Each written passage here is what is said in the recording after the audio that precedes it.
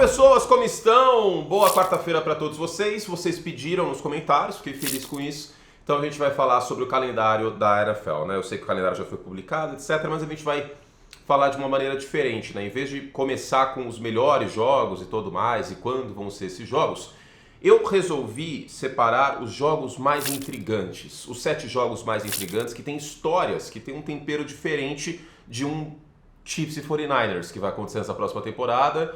E todo mundo já marcou no calendário porque é um jogo importante. Ou, por exemplo, sei lá, Dolphins e Bills.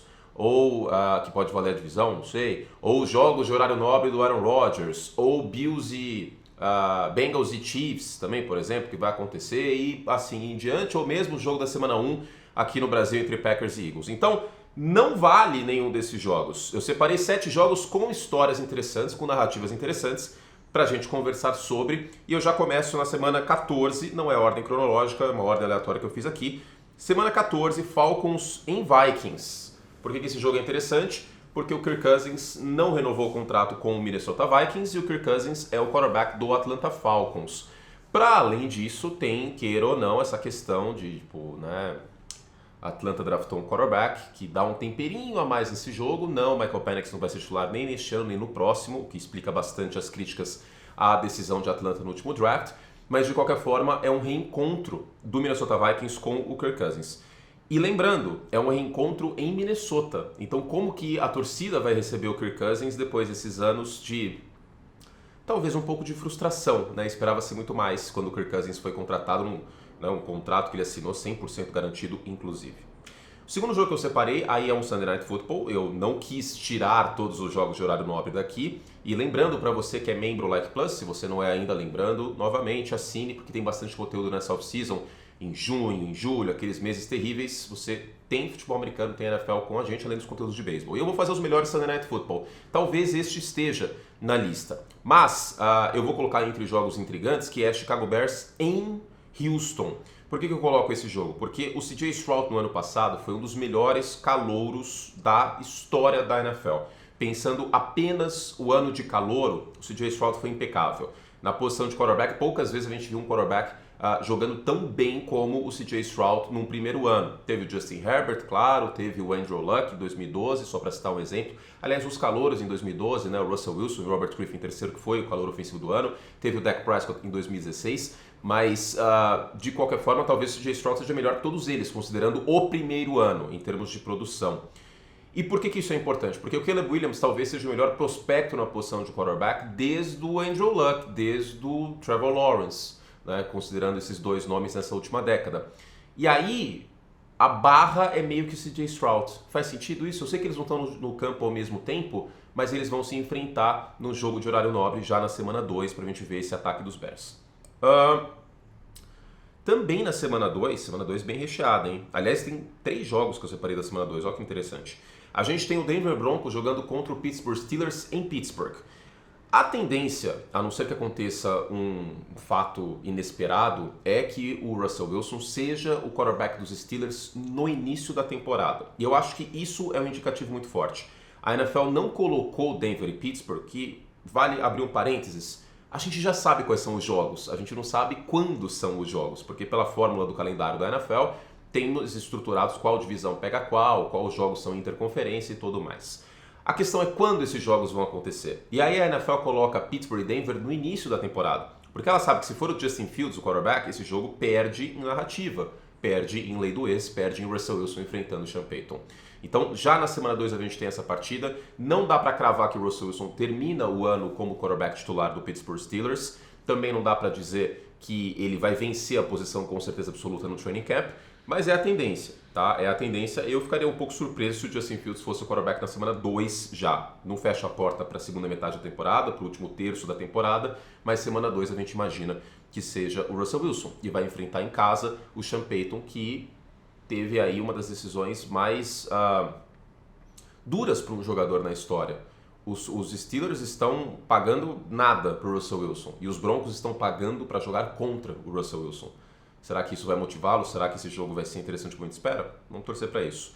Semana 12 é um jogo óbvio que tem que figurar em qualquer lista como essa, que é o Baltimore Ravens jogando contra o Los Angeles Chargers em Los Angeles, e é mais uma edição do Hard Bowl Bowl, que já aconteceu num Super Bowl, ou seja, os dois irmãos Harbaugh jogando um contra o outro, não em campo, mas como técnicos respectivamente de Baltimore Ravens e Los Angeles Chargers. A última vez que isso aconteceu foi no Super Bowl, como eu falei, e o Jim Harbaugh era técnico do San Francisco 49ers. O John Harbaugh já era técnico dos Ravens e conquistou o seu, até agora, único anel naquela temporada de 2012, pós-temporada incrível do Joe Flacco, etc, etc, retorno de kickoff para touchdown e por assim vai, apagão no Superdome e etc. Então, é um jogo com uma narrativa muito forte, né? Sempre que a gente tem duelos de irmãos na NFL, fica sempre uma narrativa bem legal, né? Eu lembro da época das poucas vezes que a gente teve Eli Manning contra Peyton, por exemplo. Era um jogo que marcava no calendário e, em termos de técnico, é raríssimo isso acontecer. Então, é um jogo na semana 12 que a gente marca aqui. Agora, na semana 7, a gente tem mais uma lei do ex. Eu até posso fazer depois, se vocês quiserem, coloquem nos comentários, as melhores leis do ex da temporada, né? A gente tem algumas aqui, 3 até agora. 4, na verdade, eu separei, né? Mas essa é pra lá de interessante porque Filadélfia... Nova York é uma cidade que tem rivalidade muito forte com Boston, especialmente por conta do beisebol, né? Se você anda em Nova York e em Boston, a maior parte das pessoas que você vai ver com uniforme de time é com coisa dos Red Sox em Boston e é com coisa dos Yankees em Nova York.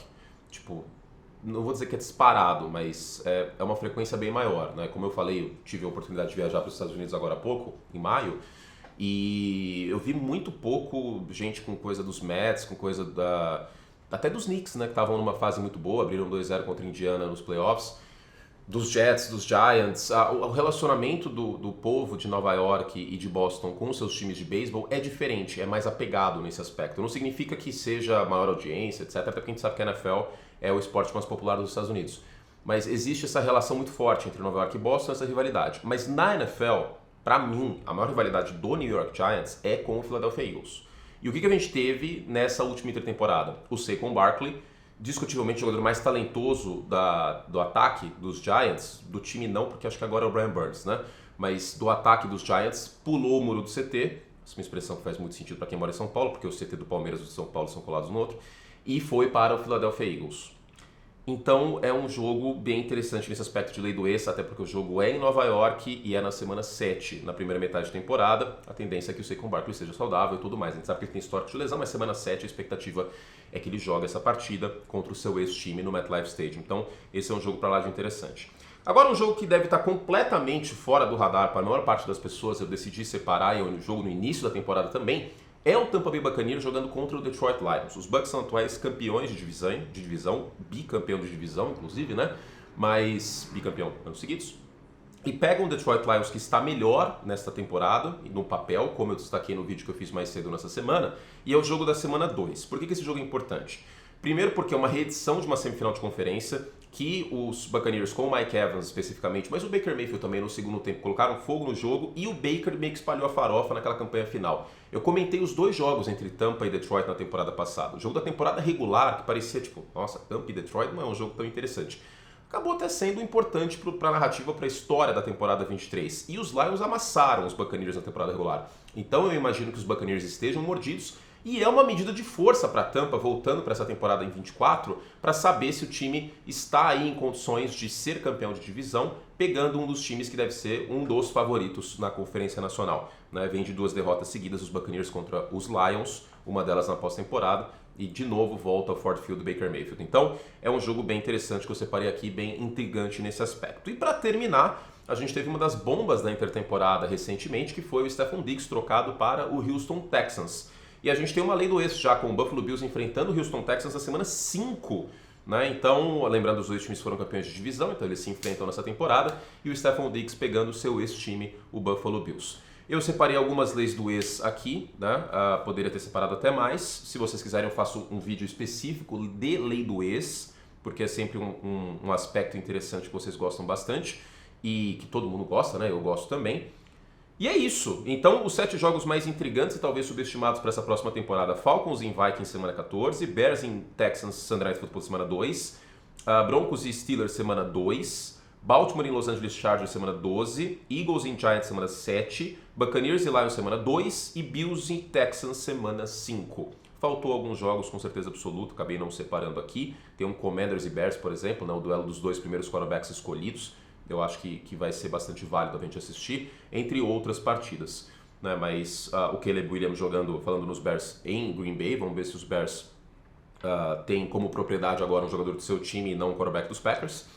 E, né, que vem sendo a tendência. Tem, claro, os jogos internacionais com destaque para a semana 1, Eagles e Packers aqui no Brasil, em São Paulo, tá bom?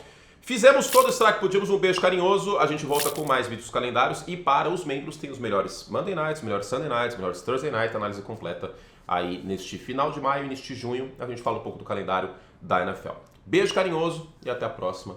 Tchau.